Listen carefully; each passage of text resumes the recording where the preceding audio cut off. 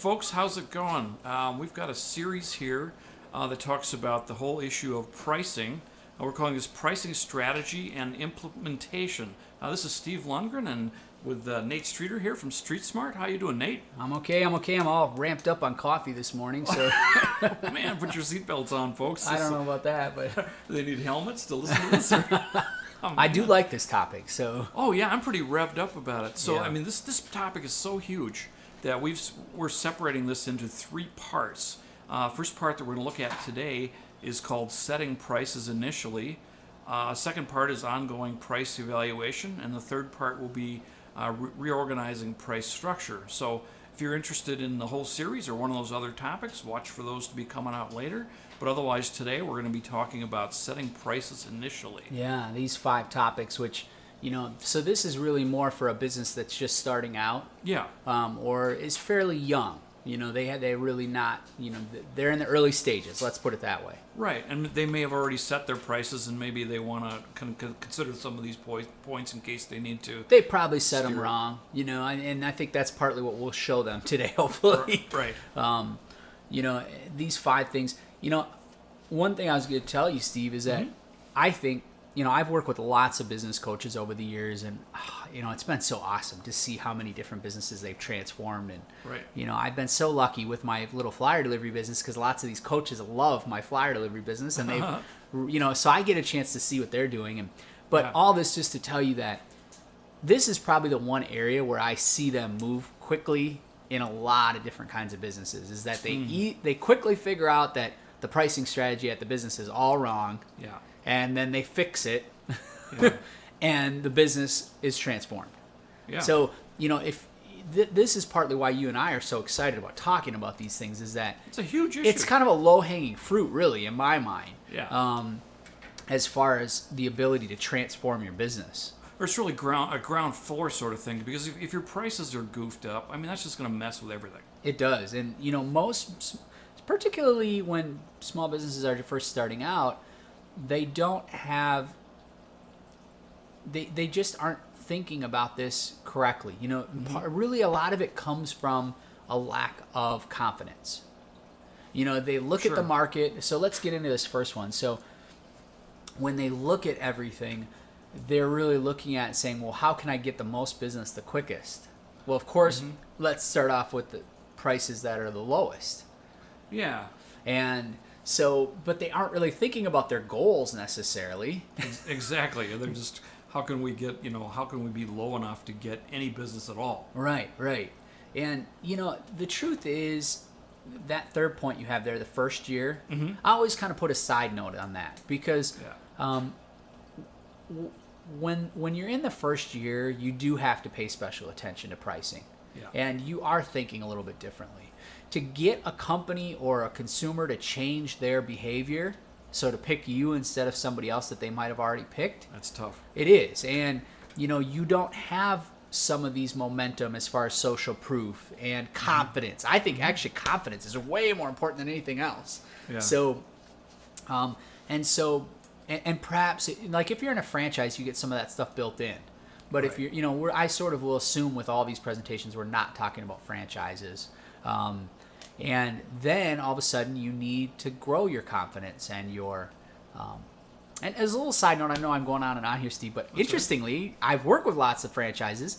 They still see lower kill ratios and different things like that the first year. Why?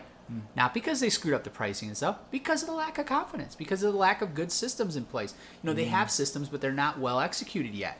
And Right. so it's interesting to me because even franchises, you might think, oh, they could start off just perfectly. No, Hit the ground running. no. The first year or two, I look at all their numbers. The first year or two, they still, yes, do they start off higher than Joe Smo, stand in a van? Yes, generally speaking, yes. Yeah. But still not as high as you'd think. It's Yeah. always interesting to me to watch that. So It's almost like there's no replacement for experience. exactly, and confidence, Yeah. and that's really It what comes with it. because experience is sort of not that valuable on its own, but developing better systems and having more confidence. If you're in a business where you go and give estimates or something like that, confidence is huge. Yeah. So It's almost like the practice makes perfect argument. Really, only practice only makes permanent. exactly. I love that because I've seen so many business owners who've been in business for decades that are in the exact same spot as they were 2 decades ago. Yeah. Practice didn't do anything for them. Only made it permanent. Right.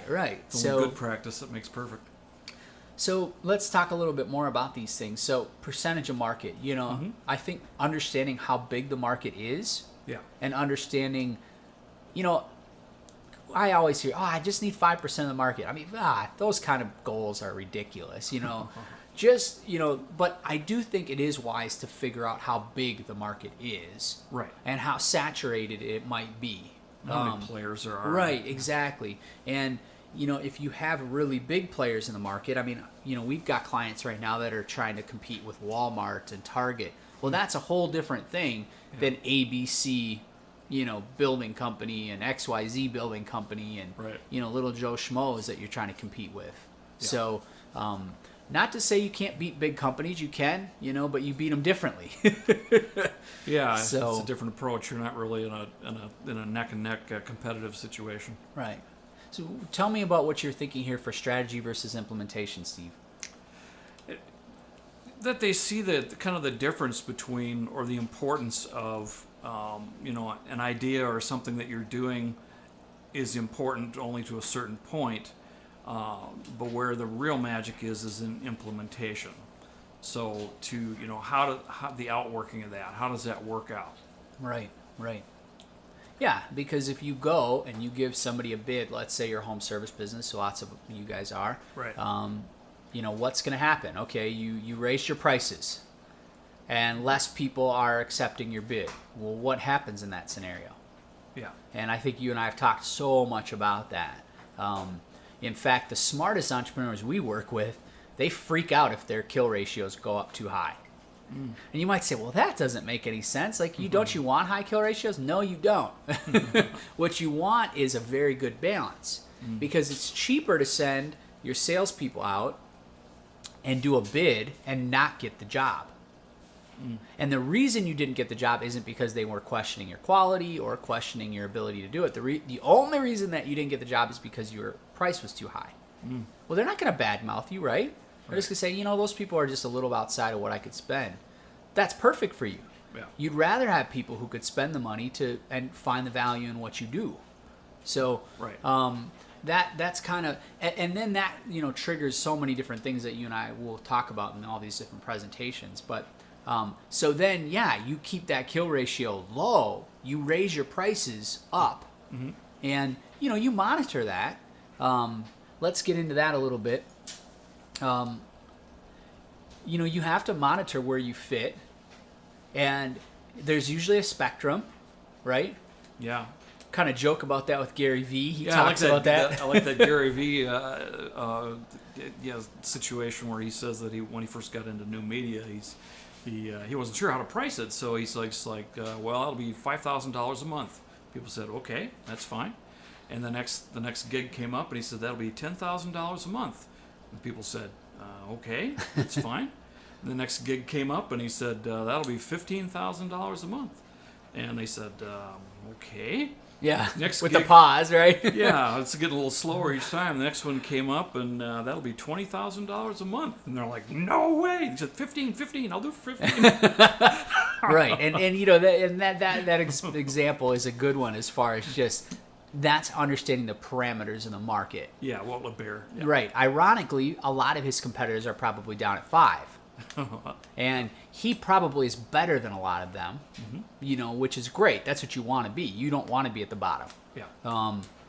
But you need to kind of understand where you fit, Right. what the market will bear, and Value proposition. and it's interesting though because you and I talked about this. We said, okay, Steve, you're a little bit older than I am. At least 2-3 years maybe.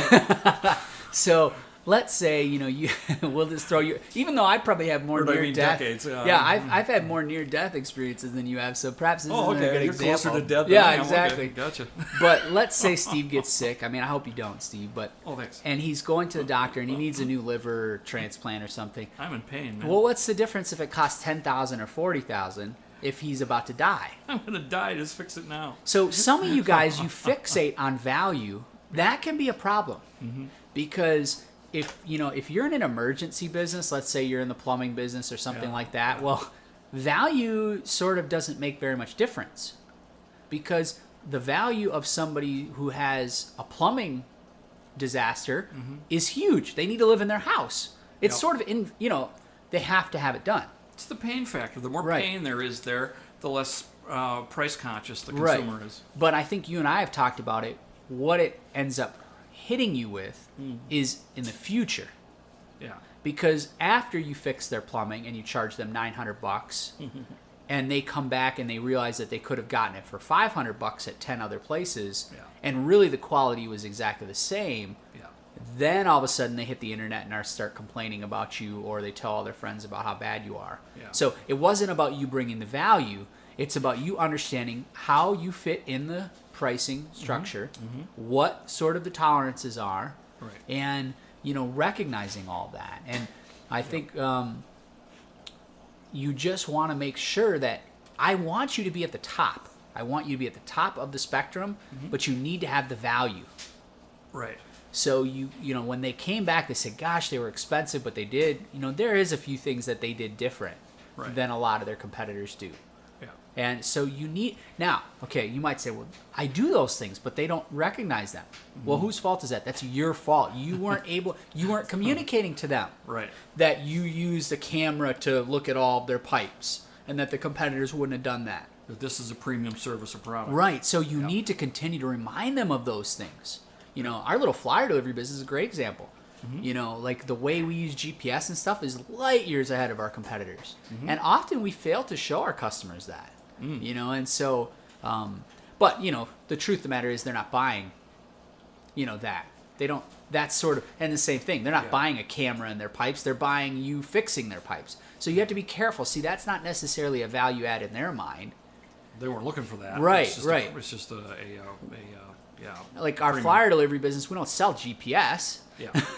Right. We're in fact, what do we really sell? We don't sell flyers either. We sell phone calls or web visits so they only care about that in the context of that. So you show them the camera thing, you say, "Look what we did. Now you're not going to have as many plumbing problems in the coming years because we checked these other things and we kind of cleared them while we were checking them," or whatever. I don't know exactly how that looks, but if it's in not that price range, you get more value. Exactly. And it's your job to show them that, to show them the value. So, of course, a lot of these things assume that we live in the wealthiest country in the world and that people can spend money on these things. I understand, as I talk to small business owners who are first generation immigrants, I love these perspectives because they come from countries where pricing is so much different the way they think about it. Here we have so many things we can do to manipulate these things. This is why I love working with people who've run businesses in other countries because they love this stuff. They sort of understand it better than most Americans do because we have the ability to manipulate this stuff in a way that most of the world can't. Because people are much more price conscious just because their wallet only has a certain number of dollars in it. Whereas most Americans, they can afford what you do. And they can afford the difference, in price. So, well, let's get into this one, capacity versus sales. Oh, man, I love this too. And this is definitely a trap that people fall into. I love the example. What was that business that we looked at, Steve, where, they're a trucking business and they've got 5 trucks and they were, only 4 of the trucks were consistently running each week. They had capacity for more like 4 trucks, but they had 5. And a contract came along, but it was only about half as profitable as normal. But the owner said, "Well, heck, I've got the capacity. I've got a truck." And their fixed costs were basically fixed. So why not take it? Right. It's all going to add to the bottom line, right? That's the way it looks on the front end. But, there's so many ramifications of that. It's just crazy. I watch you guys do this, particularly in the first year or, first years of your business, because why? You lack confidence. You lack foresight. No offense to you guys, but it can create lots of problems for you down the road. So let's talk about a few of the problems it creates, Steve. One of the problems it creates is, okay, great. You just became more profitable, and I love that. Now you got all your trucks moving. That's good. I love that you're more profitable. But assuming you're meeting people's needs and you have some place in the marketplace, you will grow. That's my experience. Right. If you're doing a good job, you generally will grow. Uh-oh, so what we got a happens? problem. Yeah. Exactly. So 'Cause what now they're happens not when the postured next for that. contract comes along, 3 months down the road or something? Yeah. Do you add more trucks? Do you tell this new contract? Do you try to raise their prices? So this brings up some issues. What I would recommend if you're in this scenario is, first thing, think very smartly about how long you write that contract up. Right. I would do as short a term as possible. Yeah. Because you don't want to give it away long term. It doesn't make sense. Yeah. They're vulnerable because you won't be postured to grow. Because Right. if something better comes along, what are you going to do? Right. Because if you add another truck, then you're in the same spot you were in the first place. Yeah.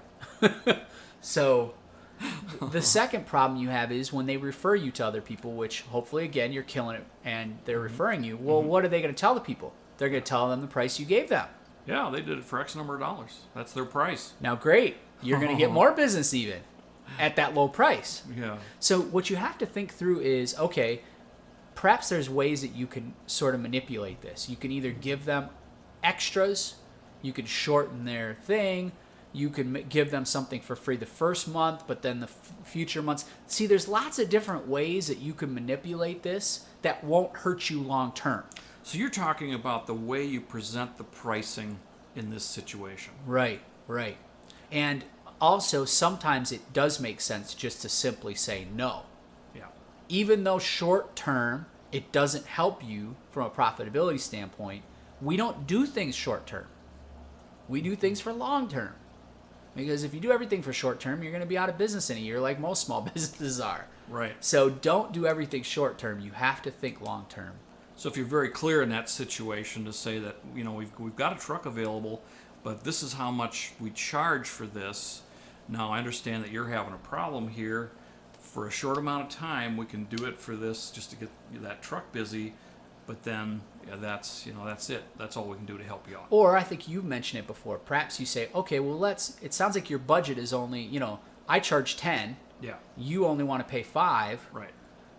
Well, let's look at this. Perhaps there's some features or benefits that I have built into my product that you don't simply need. Yeah. So you take some things out that you normally would give people. Right. Now, perhaps that doesn't change your costs at all. Yeah. Doesn't make any difference. Perception is reality. Yeah. If they come back 3 months later and say, "Well, I really need this and this that you took out," well, you have a way to charge them extra. And you can put it back in. If they give you a referral, again, if you give them a quote, they will understand the context much better. Yeah. Well, this company gave me this special price, but so Yep. those are some. I love that you thought like that, Steve, because that's exactly how mature business owners think. They're thinking about not giving it away, understanding the different psychology of it, Right. as well as Right. how do you create long-term success for your business. So in a sense, you're not reducing your price. You're giving them a special offer, a limited offer. Right. Or you're giving them less value. Yeah. So you can mess around with the time, you can mess around with the product, Yep. you can mess around with a lot of different things. But whatever you do, don't just think about your capacity in terms of selling. Yeah. The other thing is that it's so much easier to manipulate capacity. That's been my experience. Mm-hmm. You can figure out how to double that shift on one truck. So it's running, so you come back to them, let's say, okay, go forward and say, well, I could never do it for you at that price, but what if I did an overnight run? Could you have a guy at your dock at 3 a.m. so I could drop that off? Yeah. Because I could get my one truck to run second shift.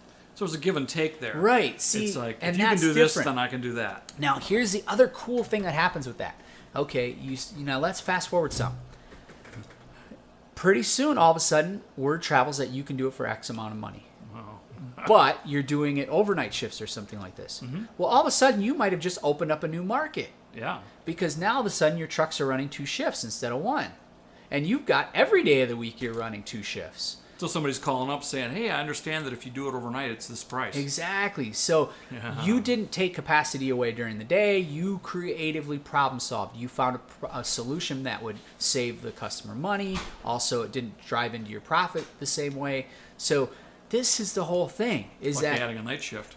And I not to harp on coaching too much, but this is something that coaching really can help you with, because sometimes it is helpful to have someone who's not right in your business that can help you sort of strategize some of these things. It's the objectivity. So Right. They can see stuff that you can't see. Right, because these are the things where you look at them and say, "Oh man, I just don't know," and you just need somebody, you know. And maybe it's not a coach, you know. I know for some of you guys, it's a relative or a fellow business owner. I'm all for that. I'm not, trying to. Right. But you need somebody. You need somebody. Yeah, that's cool. Profits. Uh-oh. Make a profit. Boy, here we got one. Yeah, I mean, and we could talk another 20 minutes about this. I think generally, if you're a home service business, I think you and I have talked about it. I'm very clear about this, just because years and years I've seen it. If you're not over 40%, so 60% cost of goods sold, 40% gross profit, it's really hard, I think, for most of you. Unless you have very small marketing budgets, or you are very lean in your non-cost of goods sold.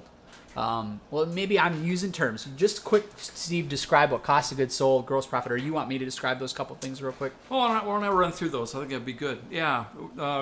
Gross profits, of course, is when you take your revenue and then you remove the cost of goods sold. Net profit has to do with the overall cost of your business and the marketing that went into it to arrive at that number. And other fixed costs, right? And other fixed costs, yeah. So your cost of goods sold is like usually for home service business, it's your labor and your materials. Yeah. And or whatever it costs to directly produce the product. Yeah. And then your gross profit is whatever is left over from that. Yeah. But that's not your real profit because you have other fixed costs. Right. Those like are those expenses. marketing or sales or whatever. Office and if somebody needs help with this, is such an individualized thing. If we somebody can needs help you. We can help you. And you want to track all this stuff week in and week out. If you're not tracking this stuff week in and week out, I can just tell you right now, you are probably reactive when it comes to this rather than proactive. Right. And that is not where you want to be. Yeah. But for home service businesses, since a lot of people who follow us are home service businesses, my experience over the years is very simple. If you're not over 40% gross profit, it's likely you're struggling or you will continue to struggle. Yeah. So you have to figure out how to do that. And there's a million different ways to do it. We talked about a few of them here today even. Right. And you want to be tracking it week in and week out. And hopefully maybe even project by project. I love that kind of granular tracking. Yeah. But Steve's right. Not to get too geeky about this, but you got to watch this stuff and you got to be, because just as an example, if you can get your gross profit up 10%, for a lot of you guys, you could do 20-30% less business and still make the same amount of money. Yeah. That's 20 to 30% less jobs that you took, and less, all these different Less things. headaches. Right, exactly. And likely the people that you're doing stuff for like you more because they're a better fit for you. More money, less headaches, better customers. Exactly. So I want you guys to start working towards that. And it's not something you can maybe flip a switch and it just happens in a couple weeks or even a couple months. I get that. Yeah. And you do want to track it and you want to be careful. We'll talk more in the coming about how to raise prices and different things. So don't worry, all that stuff's coming. Yeah. We're breaking this into 3 parts because we knew it was going to be long. It's huge. So we'll talk about all those things in the coming ones. Great. What's our last point here? Marketing costs. Yeah. A lot of you guys aren't figuring this into things very well, Yeah. So That's one of those net costs that they tend to not see. right, yeah, it just comes in and or sales. It depends on the kind of business you're in. Yeah. But they're not spending enough here, and this is why they're suffering. Yeah. So I think a lot of times we run into businesses and they've got too low of margins, and then when I ask them, okay, well, you're going to need to spend more money on marketing if you want to grow, and they say, well, I can't spend 6% of my gross.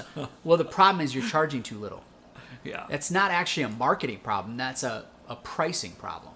Yeah, or a startup budget kind of issue of not allowing enough money for marketing. That's going to drive your business. Oh, actually, this is one thing I love about working with franchises. They get this really well. Yeah. Because they have so much experience and they look at the numbers. Yeah. And they say, well, we got to drop $10,000 or $20,000 to make this work, right away. Yep. And of course, on the flip side, you and I, we've been so frustrated. We work with like startup schools or something. Yeah. And they say, well, how many students do you need? They say 180. So I get out my calculator and say, okay. And I could tell you that people usually are spending, depending if they're a preschool or a college, anywhere from $300 to $1,000 per new lead. Right. So let's put you somewhere, you're brand new school, let's put you somewhere in there. How about $500? You need 180 students, $500, so you need $90,000. And they said, well, Nate, we have a $3,000 budget. Yeah. And I say, well, okay, no problem, but it's likely you're going to need $80-some thousand worth of guerrilla marketing, guerrilla time, people who are connected to you. Otherwise, it's not likely you're going to be able to make this work. Right. And they hate when I say that, but you know what? That's what I pretty much have found. Yeah. You know, unless you can find it for free or do guerrilla stuff, which, again, we help lots of people do lots of guerrilla. Even our big companies we work with are doing a lot of guerrilla stuff. Yeah, these days. Yeah. Yeah, but the truth of the matter is they're still thinking about how this all fits in, and you have to be realistic about it. Yeah. And it does. It affects your pricing significantly. Right. Okay, well, let's wrap this one up, and then we've got 2 more coming up. Watch for those. So Yeah. what's next? How can you help us? You can leave a Google review or a comment below. You can share this video, especially if if you thought of somebody when you were watching this. Maybe you should send them a link, and they might like to watch this. We'd also like you can suggest a video topic if you'd like. That would be great. Maybe I'll leave point 2 to you. Yeah, I mean, if you are having trouble with your pricing or you suspect your pricing isn't quite right, man, send us an email or give us a call. I'd love to sit down with you. It won't cost you anything, and at least take a look. And I could tell you whether we could help you or not. Yeah. So this is something that we've helped lots of businesses, and I think you'll see there's lots of business coaches across the country that I think pretty much make their living just off this. So, you can, this is an area that can have a transformation in your business if you make improvements on it. It's huge. Yeah. So contact me, Nate at paperboyprinting.com, Nate at streetsmartagency.com. You've got the number here right at the bottom of all these screens, so if you want to call us on the phone. And, of course, you can contact us on Twitter, Facebook, or any of those ways, too. Great. Well, until next time, stay well.